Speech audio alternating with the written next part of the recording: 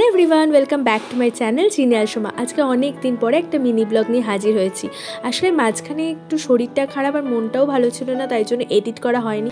যাই হোক, আলটিমেটলি কলকাতায় বর্ষা চলে এলো, কি বলো? আর এই বর্ষার মধ্যে আমি আর অনেক বেরিয়ে পড়লাম। আজকে আমরা এসেছি ডেকাথলনে, আর ডেকাথলনে তো স্পোর্টসের জিনিস খুব ভালো পাওয়া যায়। তো অনেকের একটা রেনকোট কেনার প্রয়োজন ছিল, তাই আমরা রেনকোট কিনতে এসেছি। কয়েকটা কেনা হয়েছে, আর ও গেছে প্যান্টগুলো ট্রায়াল দিতে। তো আমি এখানে ওয়েট করছি ওর জন্য। এই যে বেরিয়ে পড়েছে ট্রায়াল দিয়ে।